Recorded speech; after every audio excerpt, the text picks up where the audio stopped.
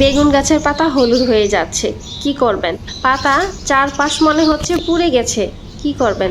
পাতা কুকরানো হয়ে যাচ্ছে, এই অবস্থায় কি করবেন? বেগুনের ফুল টিকছে না, ঝরে যাচ্ছে, তো কি করবেন?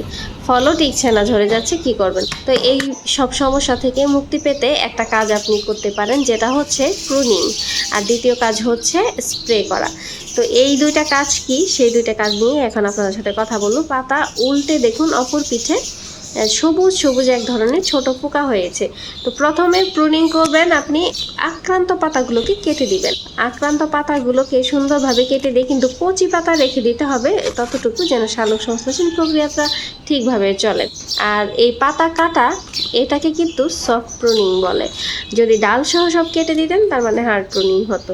তো এই সফট প্রুনিং কাজ কমপ্লিট করার পর যেটা করবেন, আপনি এখানে একটা স্প্রে ইউজ করবেন। সেই স্প্রেটা কীভাবে বানাতে হবে সেটাই দেখিয়ে দিচ্ছি। এটা খুবই ইজি, আপনার হাতের কাছে না গেলে ঘরে সবসময় প্রায় সবারই থাকে ডিটারজেন্ট। এই ডিটারজেন্ট 1 লিটার পানিতে 1 চামচ পরিমাণ ডিটারজেন্ট গুলিয়ে নেবেন। আমার এখানে প্রায় 6 থেকে 700 গ্রামের মতো পানি আছে, পানির পরিমাণ কম, তাই 1 চামচের থেকে একটু কম দিলাম। আর এটা গুলিয়ে ভালোভাবে মিশিয়ে নেবেন আগে ডিটারজেন্টটা পানির সাথে, তারপর স্প্রে করবেন। আপনি 2 থেকে 3 দিন পর পর এটা গাছে স্প্রে করবেন। আক্রান্ত পাতাগুলো যখন সুস্থ হয়ে যাবে, সুন্দর হয়ে যাবে, তখন 1 সপ্তাহ অথবা 10 দিন পর পর স্প্রে করলেই চলবে।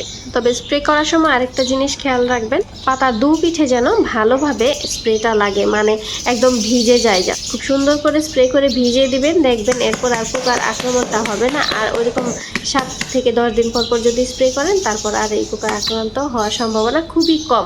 অবশ্যই একটু জৈব সার গাছের গোড়ায় দেওয়ার চেষ্টা করবেন ভালো ফলন পেতে। গাছের পরিচর্যার ছোট্ট একটা টিপস আপনাদের সাথে শেয়ার করলাম। যদি ভালো লাগে তাহলে অবশ্যই লাইক, কমেন্ট, শেয়ার করবেন এবং ফলো দিয়ে পাশে থাকবেন আর নতুন নতুন ভিডিও পেতে।